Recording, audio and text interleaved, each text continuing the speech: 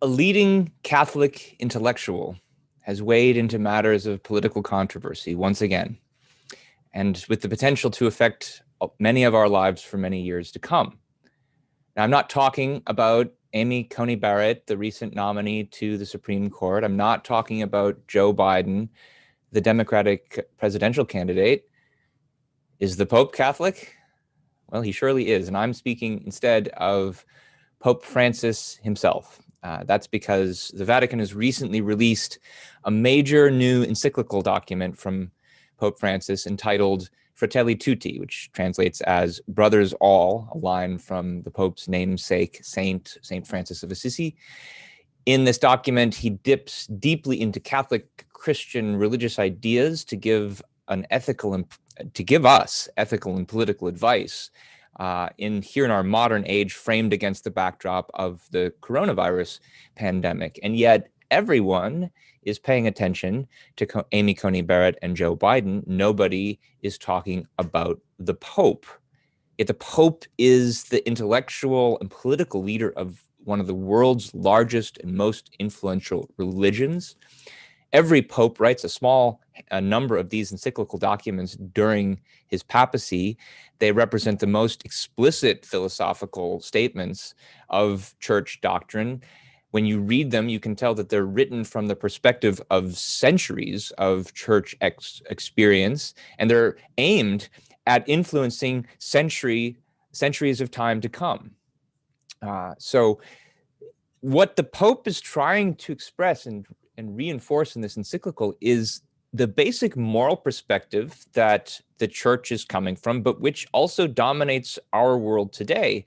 It's driving many of the events of our world today. What is this moral perspective? Well, welcome to New Ideal Live. This is the podcast of the Ayn Rand Institute. Today, we're going to be discussing the topic, the Pope's deeply Christian attack on individual freedom. My name is Ben Bayer. I'm soon going to be joined by my colleague at the Ayn Rand Institute, Keith Lockitch. So, Keith, are you out there? Hello. Hi, Ben. Hi, Keith. So this is this new papal encyclical, Fratelli Tutti, I think is fascinating. It's usually fascinating when these encyclicals come out. It's a rare chance to look at the philosophic mind of one of the most influential religions on the planet. And the document, which I've read a few times now, opens in a way that tries to hook it to contemporary events, though it turns out there's a whole lot more going on in here than just the brief discussion that he has about the COVID pandemic. This document was obviously written well before that pandemic happened, and it begins by outlining some broader kind of geopolitical concerns. The Pope says that one of the major concerns he has is the growing political and social division in our world, various forms of political disintegration. He mentions explicitly Brexit, the break of the UK with the European Union. He speaks of rising nationalism in many different countries. There are many kind of veiled comments, I think, about American politics. And at the same time, another one of the broader concerns that he talks about is what he calls, and what many people call, globalization, which means the spread of global free markets. As he puts it, as society becomes ever more globalized, it makes us neighbors, but it does not make us brothers. And of course, what this encyclical is concerned with is saying that we should all be brothers. That's what the title refers to. Yeah, so in his opening chapter, as I read it, what he's trying to do is he's trying to paint a portrait of the modern world and point to problems that he sees arising, problems that he views as being a result of global capitalism and that sort of thing. And he's trying to put his finger on what are the causes of those problems. And he's pushing in a certain direction, given where he's going to go in the rest of the document. And the direction that he's pushing is he's trying to look at the moral premises that underlie global capitalism and to identify those, to see in his view, these are the problems that are this is what's causing all the problems that we have in the world today. So selfishness, individualism, the belief in a sort of absolute right to private property. These are the kinds of things that he's hinting at and pointing to in the beginning, that he's going to ultimately identify as this is what the problem is. You know, he has expressions like, you know, the drive to limitless consumption and expressions of empty individualism. These are the kind of moral drives that are causing the problems that he's trying to identify. It's really quite. I mean, the title of our podcast is the Pope's deeply Christian attack on individual freedom, and it's before we get to the stuff about how deeply Christian it is worth underscoring just how much of an attack on individualism it is. I mean, toward the beginning of the document, he actually says radical individualism is a virus that is extremely difficult to eliminate, for it is clever. It makes us believe that everything consists in giving free rein to our own ambitions, as if by pursuing ever greater ambitions and creating safety nets, we could somehow be serving the common good. And once he makes reference to the COVID-19 pandemic, you know, he says what this reminds us is that no one is saved alone. We can only be saved together.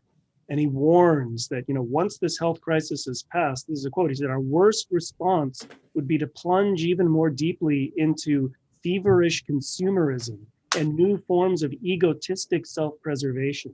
So individualism, selfishness, now we can talk later about how he's characterizing selfishness and individualism, whether we think that's accurate, because there's a certain perspective that he's bringing to that. But that's definitely the problem that needs to be solved, according to the Pope. And so what does he think we should do about all this rabid individualistic? So in the rest of the doctrine, what he puts forward is his solution, in effect, is that we need to restore the moral perspective of Christianity. And in particular, he stresses, you know, the duty to minister to the needy as the highest moral priority.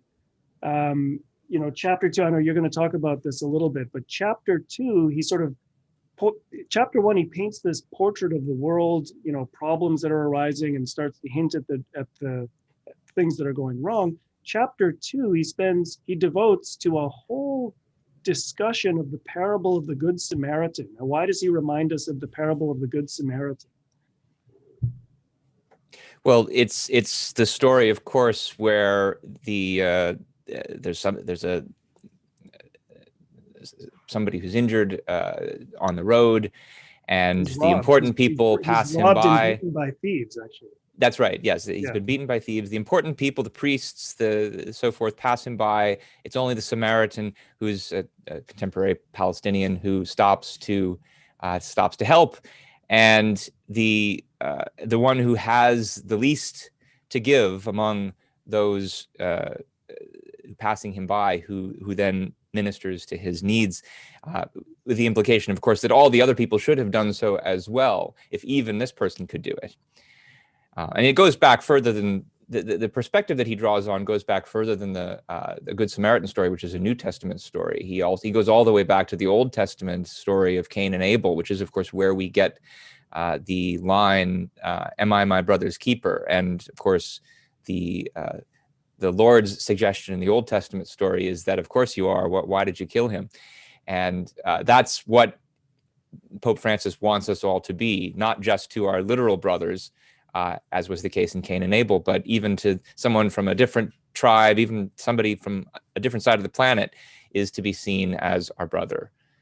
And this is, of course, in keeping with a whole, a much broader New Testament perspective that you see coming out of things like the Sermon on the Mount. Blessed are the poor, blessed are the meek. If you want real salvation, give everything to the poor. Come follow me. I'll say a little more about the New Testament a little later. I just want to jump in. I mean, he stresses in talking about the Good Samaritan, you know, there are two kinds of people, and which kind of person are you going to be? The people who help the Good Samaritan, and the people who ignore him and just go on with their lives. It's not the Samaritan who's in trouble, it's the Samaritan who helps, but yeah, that's the idea. So one thing that I want to stress about this perspective on charity is that, and I've already seen some people in some of the live chat commenting on this, because we're suggesting that this is a deeply Christian moral perspective. And there's a response I've heard out there that says, well, the Bible and Christianity, they want you to donate to charity voluntarily. It doesn't have the kind of political implications that the Pope is about to discuss and that we're about to present from him. But one of the things that the Pope stresses in this new encyclical is that he sees charity as a obligation and a duty, not just for private individuals, but for politicians. He thinks that one of the loftiest forms of charity, he mentioned, is the act of the politician who tries to restructure society in such a way as to cater to the needs of the various needy people all around the globe. And if people are thinking that this isn't compatible with some kind of political agenda that involves things like a welfare state and redistributionism, you'll have to look at some of the arguments that the Pope makes, and we have more to say about that as well. Yeah, so he says explicitly that one of the things he's calling for is solidarity. What does he mean by solidarity? He says it means much more than engaging in sporadic acts of generosity. It means thinking and acting in terms of community. It means the lives of all are prior to the appropriation of goods by a few. These are quotes from the encyclical. It means confronting the destructive effects of the empire of money. So, and he quotes various saints who, and he references a tradition in Catholic thought going all the way back, to St. Augustine and beyond. Not to share our wealth with the poor is to rob them and take away their livelihood.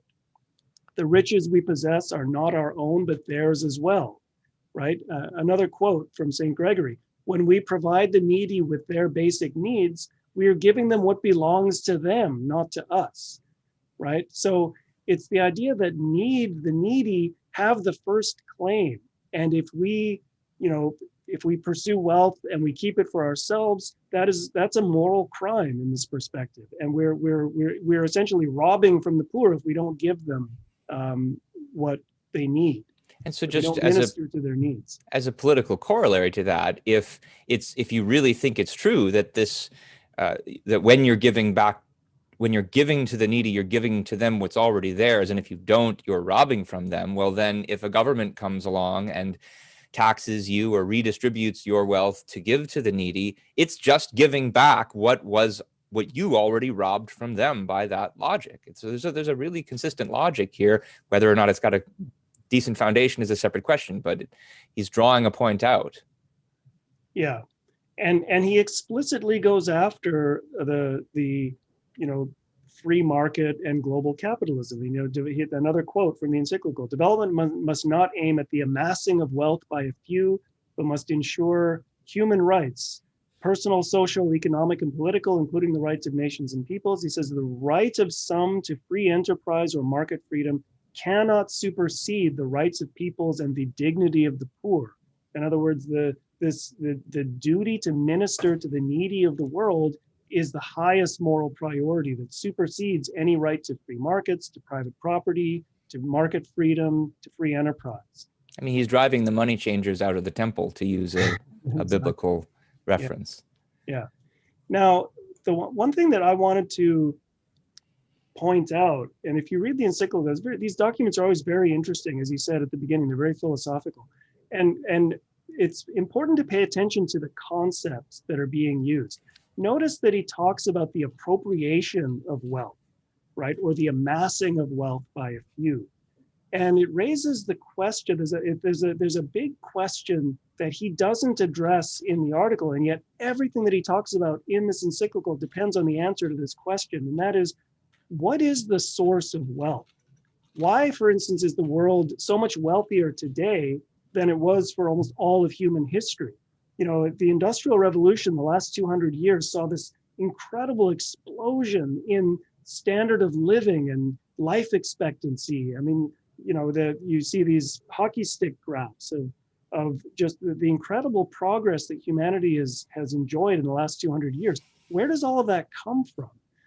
Now, he doesn't talk about any of that or even ask that question. He thinks about it in terms of the appropriation or the amassing of wealth. And what kind of perspective is this based on?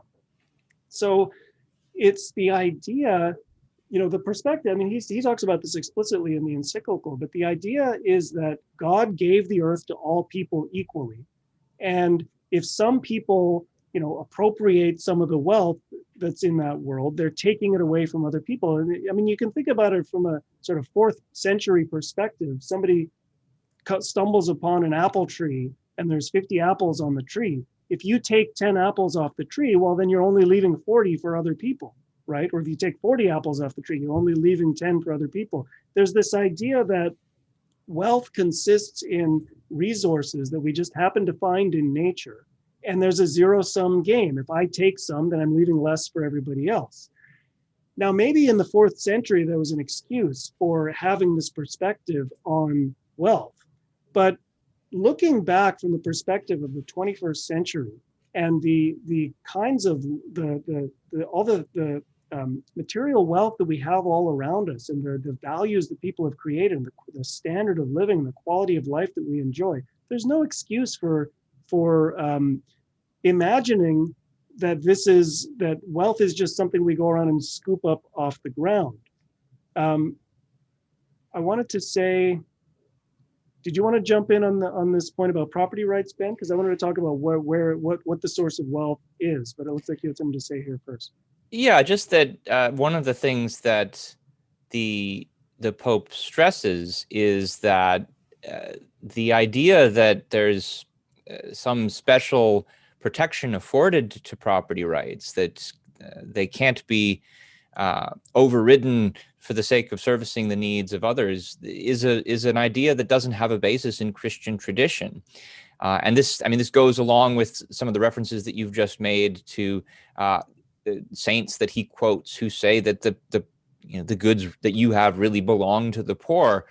But I would challenge anyone who thinks that there's a firm basis for property rights to point to what it is, what ideas in that tradition really do support that. Because when you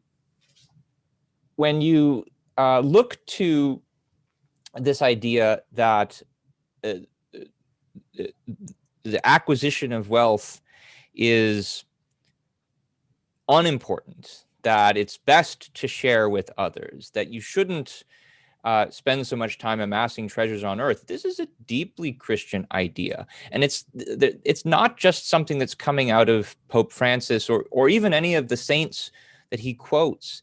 It's coming right out of the Sermon on the Mount. That's where Christ says, don't busy your time collecting treasures on earth. Instead, look to gather treasures in heaven. It's where he says in a very memorable line, be like the lilies of the field.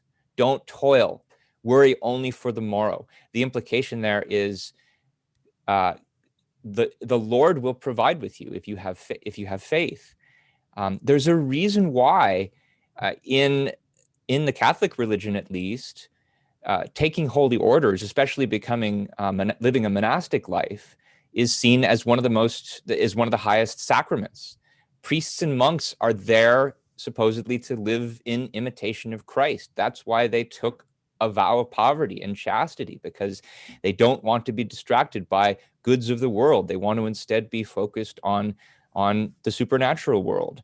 And so they live in communion with each other as equals, and they don't have significant private property. The thing that you usually hear from conservatives today about Pope Francis is that Pope Francis is some kind of closet Marxist infiltrator who's smuggled all of these left-wing ideas into the church. And so he's not really a Christian. And that's what explains the kind of doctrines that he's articulating.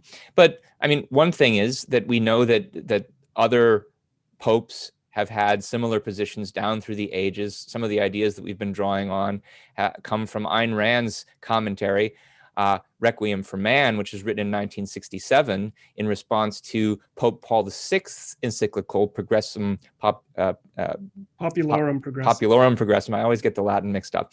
But he argues for many of the same kinds of ideas. And so it's not like the Pope is a secret Marxist. If anything, it's that the Marxists stole these ideas from the Christians. The Christians have had these ideas for centuries.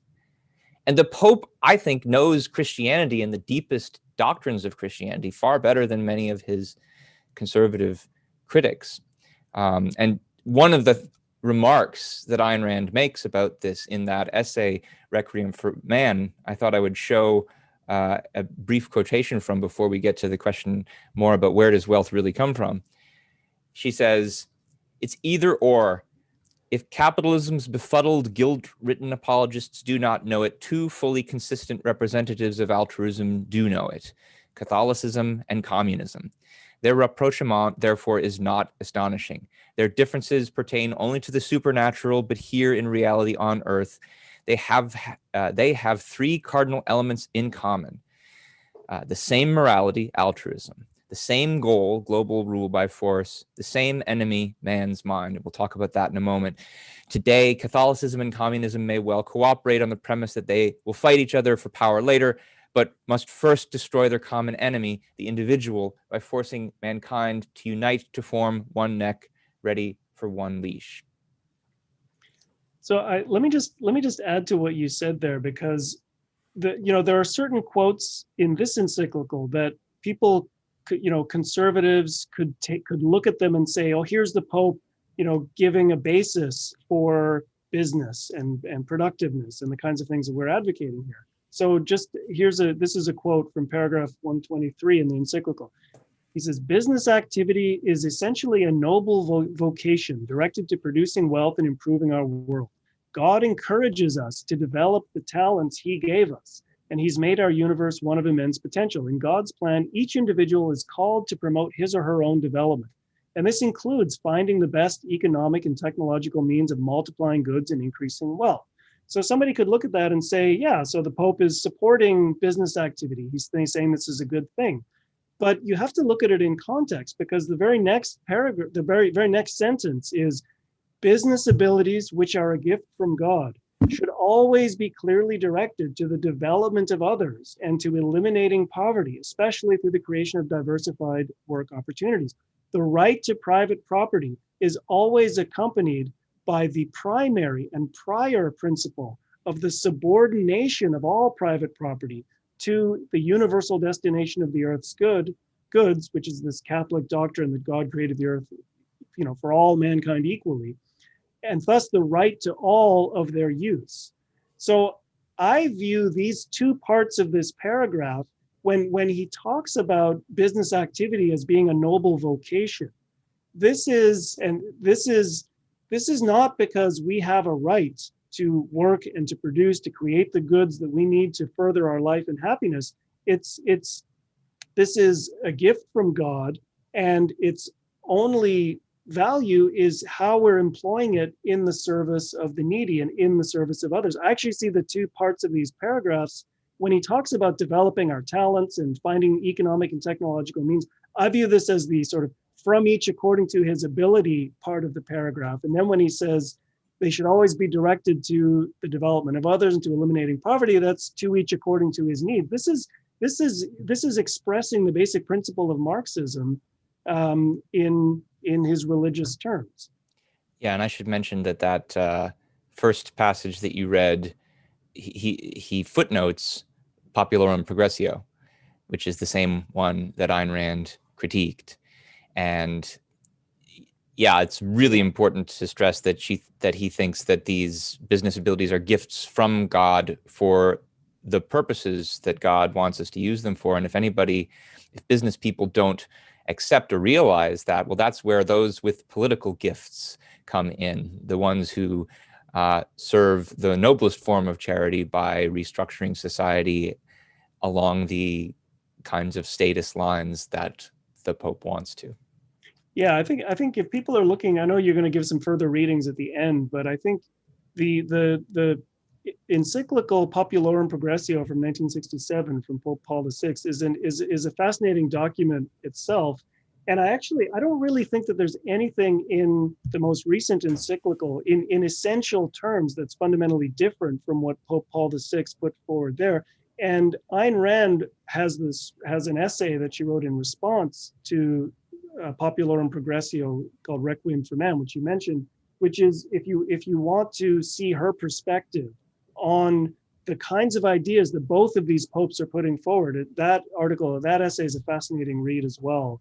And as you said, a lot of the ideas that we're drawing on are coming from that. And if anything, I think that the Tutti Fratelli expresses the same essential ideas in even more pronounced and amplified form Yes. than the earlier encyclical did. Yeah. So again, if we think this perspective is wrong, why do we think this perspective is wrong? Well, I want to come back to this question: what is the source of wealth? So earlier I rejected the idea that wealth is something we just find in nature, and it's a finite sum, and if some, it's a zero-sum game. If I take some of the apples, there are fewer apples for other people, right? So if that's false, what's a better way to look at it? Well, the perspective that Ayn Rand really reinforces, and this is, especially in her novel Atlas Shrugged, is that the source of wealth, and what is wealth? I mean, wealth is all the goods and services and values and things that we need and want to make our lives better, to live our lives and to make them more enjoyable and happier, right? So when you talk about wealth, we're not just talking about piles of coins or something like that. We're talking about all the things that we have in our lives that make them better. And where does all that stuff come from? Well, so Ayn Rand's perspective is that all of that has to be produced. And it's not just we go around and scoop it up in nature. We don't just stumble upon an apple tree, right? What we do is we decide to cultivate an orchard. So we do all the thinking and the work that's required in working with the land, growing the trees, and instead of producing 50 apples, as a result of that thinking and that labor, we can produce thousands of apples, right? Now, if somebody who does that thinking and who does that work and produces those thousands of apples, that's not just something we find in nature. And how is that person taking that away from anybody else, right? Is it right to say that he's taking those thousands of apples away from other people who didn't do that thinking and didn't do that work? And is it fair to demand that he give those apples to the unproductive people who didn't do that work? So this is the opposite perspective that we're trying to ask here. Now, if you take, that's a simple example of a finding an apple tree out in nature versus cultivating an orchard, but you take that and you multiply it across all of the advanced products and values and services that we have in our modern world. And you ask, where do all those things come from? Wealth is not amassed. Wealth is not appropriated. Wealth first has to be produced, and production is the result of the thinking and the labor that goes into figuring out how to create all of that wealth. And the more complex the processes and activities, the more intellectual the work becomes. You think about a CEO of a huge company coordinating the efforts of thousands of employees. That kind of intellectual labor is what results in the incredible productivity that we enjoy in the world today. And one of the things that Ayn Rand stressed in her earlier critique of the earlier encyclical in Requiem for Man is how little, you mentioned, Keith, how there were passing references to the nobility of business in the recent encyclical. There were also passing references to the importance of intelligence in the earlier encyclical. And one of the things I just said a moment ago was that, if anything, this latest one by Pope Francis has all the essential features of the earlier encyclical, except in more amplified form. And on this point, I think that is particularly true, that you see pretty much zero reference to the importance of human intelligence. If anything, what you see in Fratelli Tutti is open hostility to it. I mentioned that he begins the document by kind of lamenting the political disintegration of our age, but there's a lot of focus there on how it's been assisted by communications and information technology and social media. And the blame for him is pointed mostly at the technology and not at the way that people use it or the ideas that they use. And then, especially when he's framing his whole argument around the COVID pandemic, he begins by quoting a speech that he gave fairly recently on this subject, speaking about how the pandemic has, now I'm quoting him, has exposed our vulnerability and uncovered those false and superfluous certainties around which we constructed our daily schedules, our projects, our habits, and priorities. And then he goes on to say, if everything is connected, it is hard to imagine that this global disaster is unrelated to our way of approaching reality, our claim to be absolute masters of our own lives and of all that exists. I do not want to speak of divine retribution, nor would it be sufficient to say that the harm we do to nature is itself the punishment for our offenses. The world itself is crying out in rebellion. So he's not quite going so far as someone like Pat Robertson, who will blame hurricanes and tornadoes on our sin, but he's pretty much bumping up against the same idea self-consciously, except this time the relevant sin isn't fornication or sodomy or something like that. The sin is the pride that we take in manipulating our own environment through our scientific intelligence. I mean, and that's quite a lot of hostility to the mind. Well, I mean, it's worth noting that his previous encyclical, I'm going to get the Latin wrong, Laudato Si. I don't remember the translation. That was the one about the environment, if I remember correctly. This was basically putting forward the probably the most putting forward the perspective of the modern environmentalist movement couched in religious terms. And yeah, it's not only do we have a duty to sacrifice for the needy around the world, but he's also, pointing to all the ways in which our greed and selfishness is preventing us from sacrificing for the planet. So yeah. So Keith, we have, I think, one last big chunk of material that we want to discuss. But before we do that, let me just take a moment to remind people who are watching that we are going to be looking at your questions very shortly. Best place to put those is in the Q&A module in Zoom. And again, we're also monitoring Super Chat on YouTube. Yeah. So what are the political implications of all of this as far as the Pope is concerned? What should the political perspective, what should the opposite political perspective be according to Ayn Rand? Well, so the, I mean, what Ayn Rand stresses is that, individual. So first of all, she wants us to have to reconceptualize the way we think about the concept of selfishness. When we in our conventional way of understanding the term, it's a sort of short-sighted, whim-driven grab for whatever we can get our hands on with no regard for other people. And she rejects that concept entirely. She defines a new concept of selfishness that pulls apart this packaging together of concern for one's own interests with acting on whim and with no regard for other people, which is, why do those two things have to go together?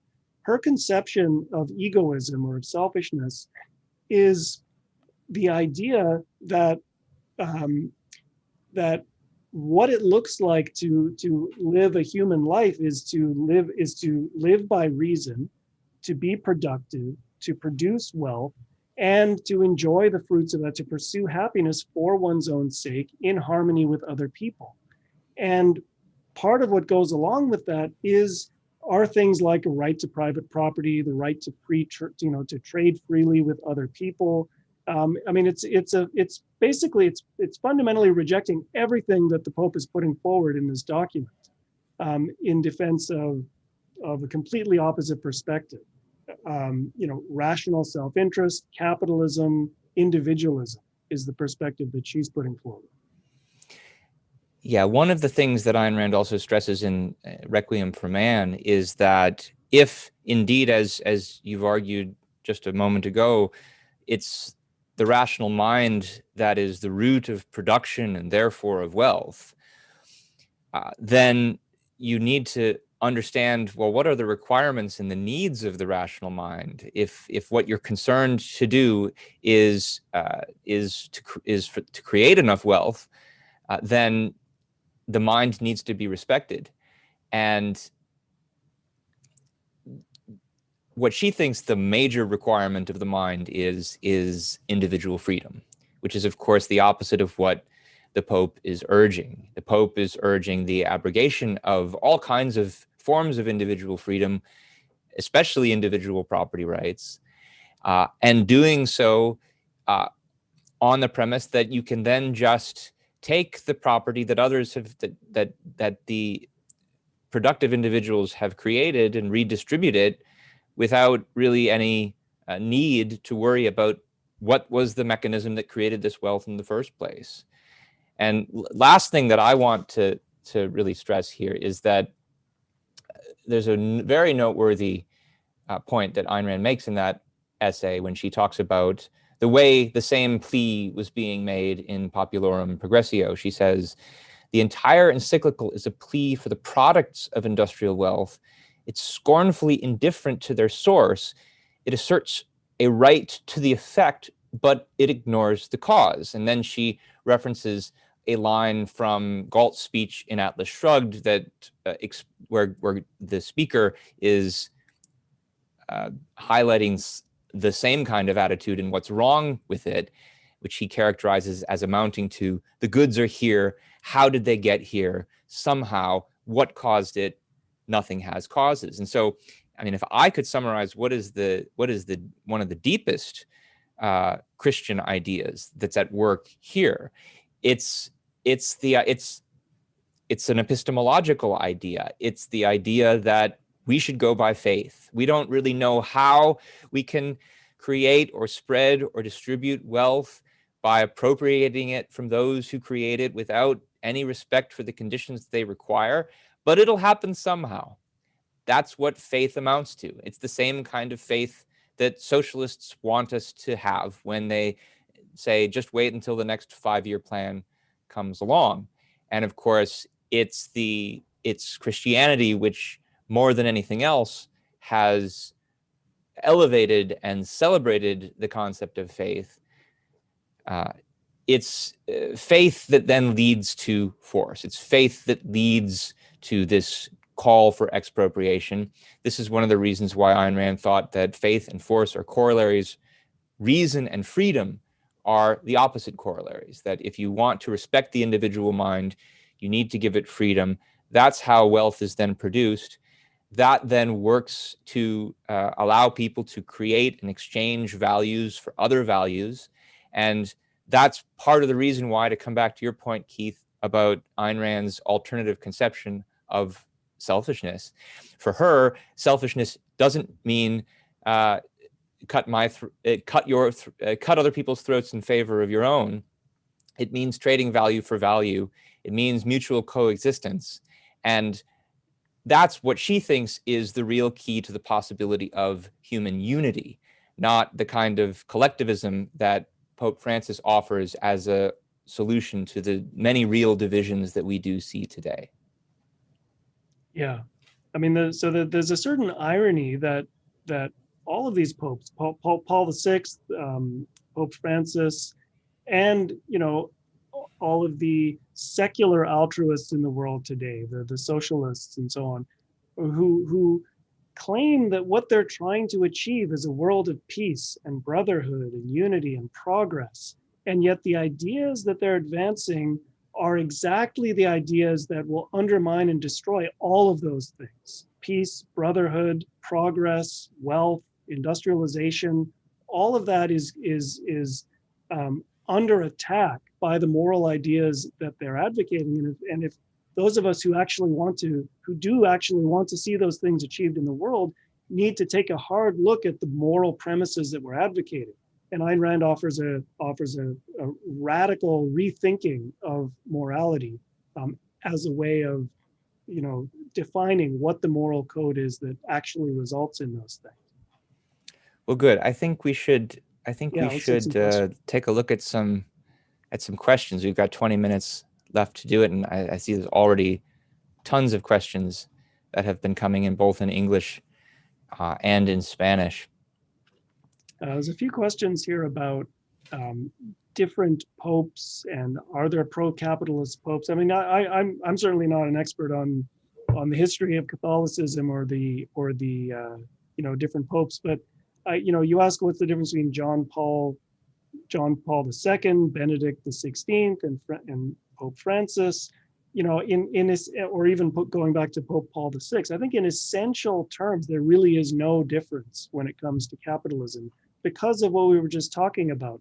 The moral ideas that all of them are putting forward are precisely calculated to undermine and destroy capitalism and freedom and progress and industrialization and all of that. So I think in a fundamental sense, there really is no difference. Yeah, I'll say one thing about Pope John Paul II, who I imagine is the Pope that some of the questioners might have in mind here, because John Paul was a noteworthy critic of communism, and probably made a significant difference, especially given his relations with his native Poland, in bringing the end to communism in the Eastern Bloc.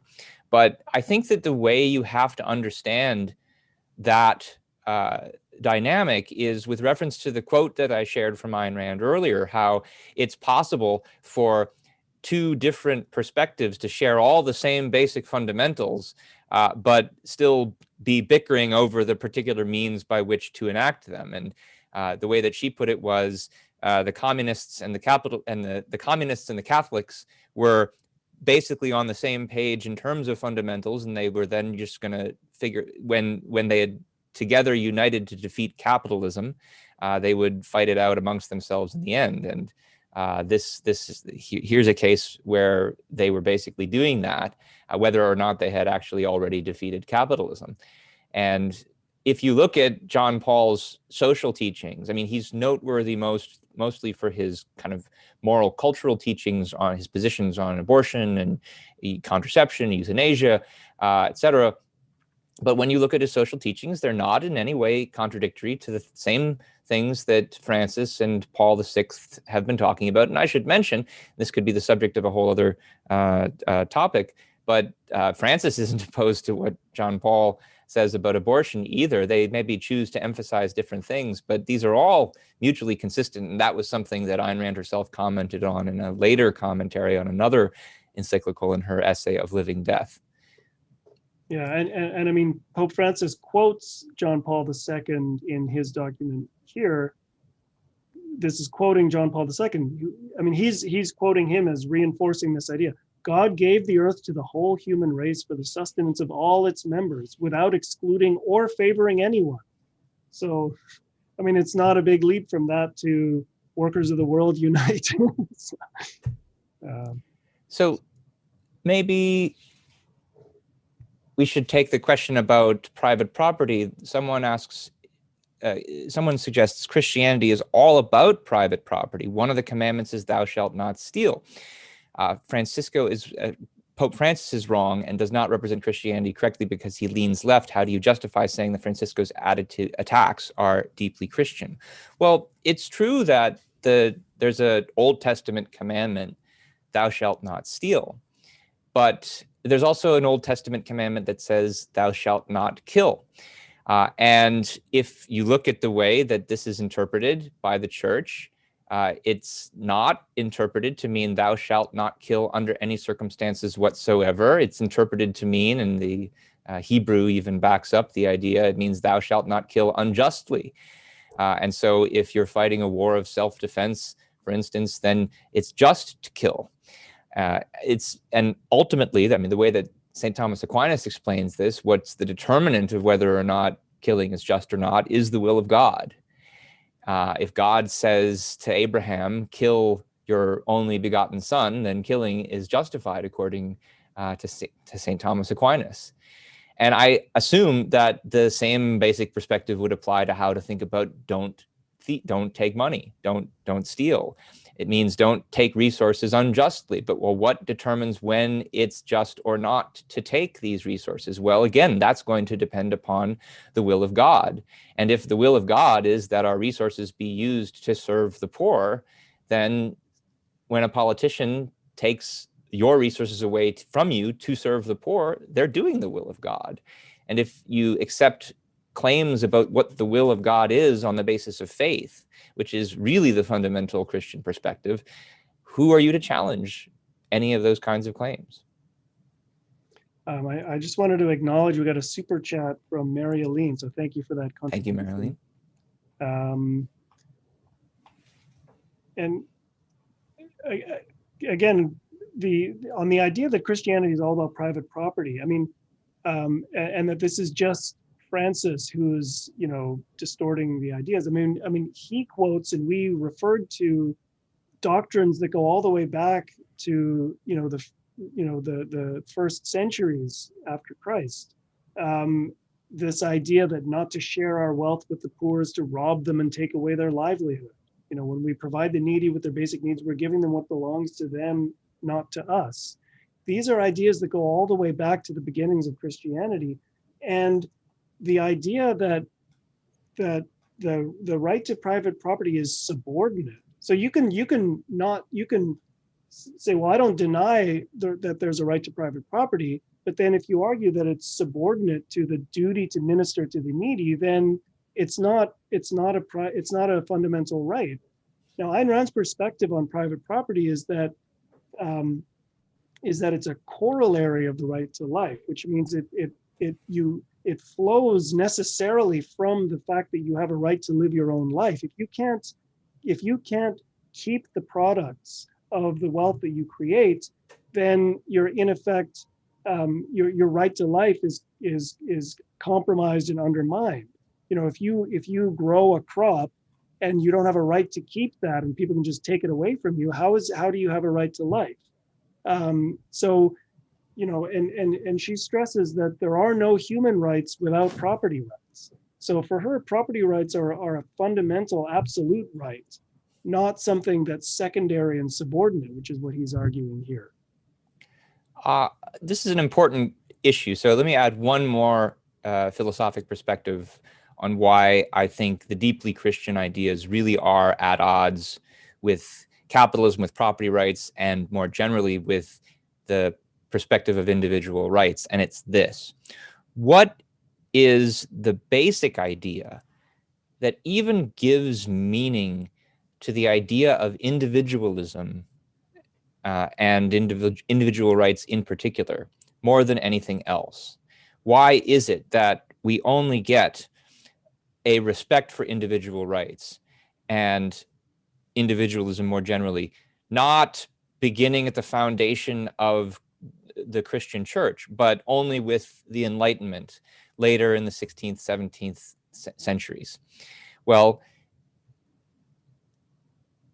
there's a couple of things, but the thing that I would mention as most important is the Enlightenment's stress on the efficacy of the individual mind, which as a rational mind, and as a rational mind with free will, you can't have the perspective that each of us is an individual with a sphere of, which requires a sphere of protection so that we can make our own choices, if you don't really believe in the power of the mind to make free, rational choices.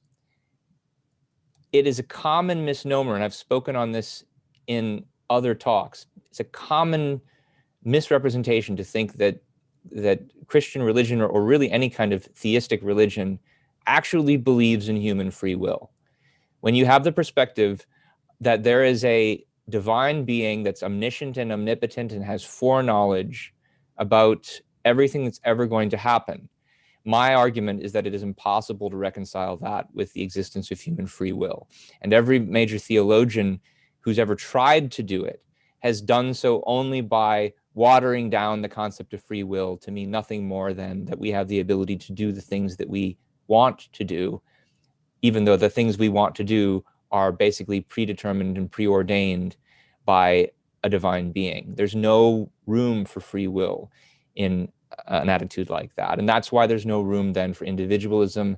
There's no reason to have the protection of individual rights in that kind of perspective. So it's an attempt to take the perspective of the Enlightenment and kind of graft it on to Christian religious ideas that leads people to think, oh, religion has some kind of respect for individualism and for property rights. I don't think that's, but I think that's just a grafting. It's not anything that comes from anything essential to these religious doctrines.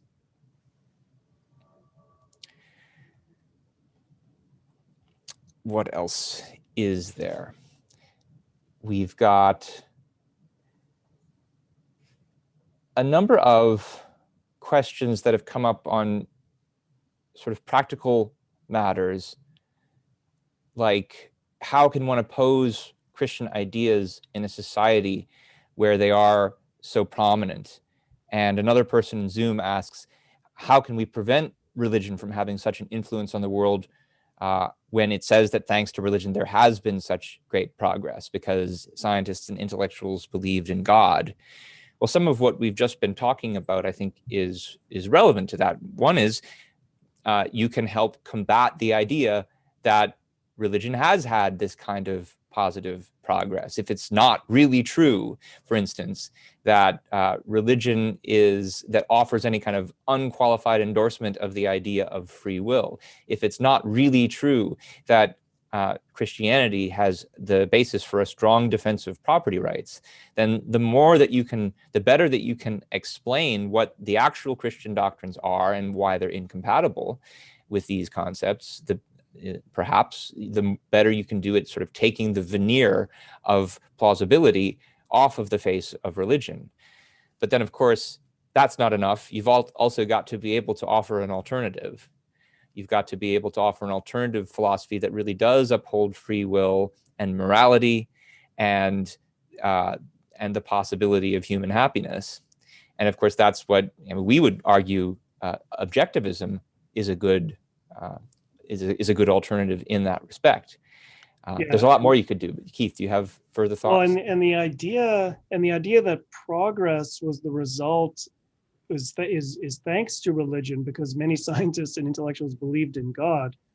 I mean, I think that ignores the fact that you had centuries and centuries of people believing deeply in God, but what happened in the Renaissance and in the scientific revolution was the reintroduction of ancient Greek ideas, particularly the ideas of Aristotle, that opened people's minds and eyes to the idea that through reason you can understand the world.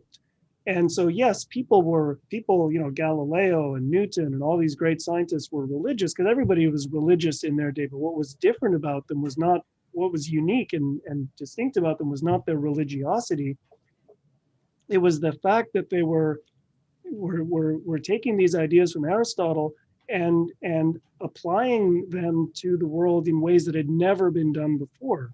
I mean, and I don't need to bring up the fact that Galileo battled with the church. He tried to get the priests to look through his telescope and they refused. And then he was hauled before the Inquisition for defending the view of the solar system that he put forward.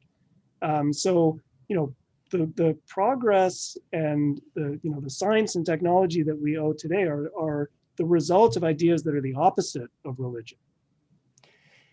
This point is not so much in response to the practical question about how to deal with religion in society, but I do want to spin off a bit of what you said about Galileo, because I think it's also an important reminder that it's easy to take a look at the church today when it calls for tolerance, when it calls for pacifism, when it calls for the end of the death penalty and things like that, and think, oh, the church has some kind of respect for individual human dignity, and then that makes it more plausible that it also stands for rights and maybe property and things like this. But you have to understand that this is the post-Enlightenment church, which both A, has been influenced by Enlightenment ideas, as we previously discussed, but B, has also been robbed of its political power, in part because of the Reformation, in part because of further developments from the Enlightenment. And so you can expect that an institution which no longer has political power, when it doesn't have power, is going to have to try to placate its opponents. The test of what its deepest premises are is what happens when it actually does have political power. What happens when the Pope and the Emperor are basically running a country together, as happened prior to the Reformation and prior to the Renaissance. And even in some ways during the Renaissance. Well, what happens is what happened with Galileo. What happens is what happened with the Inquisition.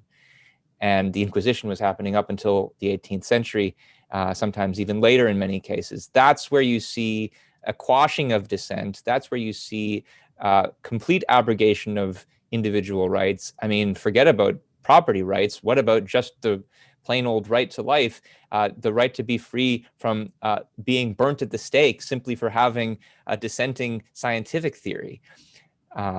That, again, comes straight out of the church's advocacy of faith as opposed to reason, and it's impossible to dismiss.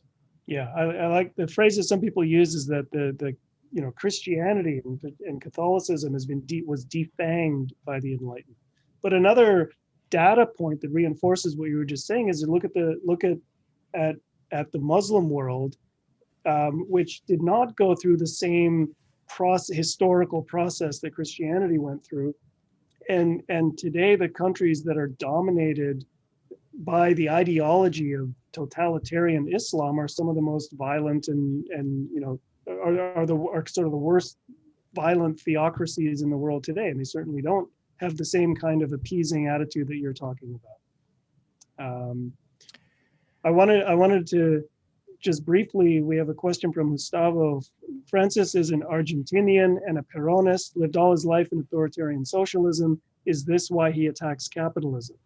So I think the whole thrust of our entire conversation for the last hour is to argue that the reason he attacked capitalism is because that is what Christianity advocates. It's not just Francis, it's the whole tradition going back to Jesus Christ.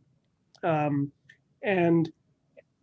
so it's the Christian altruist tradition is anti-capitalist, and it's what gives rise to socialism. Socialism, communism, Marxism, these are secularized versions of Christian altruism. And I should mention that Ayn Rand grew up much of her early life under authoritarian socialism and didn't seem to be hoodwinked by that in the way that allegedly Francis was. And she was able to challenge her authorities by exercising her own free will and thinking for herself and developing her own radically alternative ideas. And if you're interested in learning more about those ideas, I highly recommend some of the resources that I'm about to recommend. So Keith, maybe that's a good opportunity for me to segue to some of those.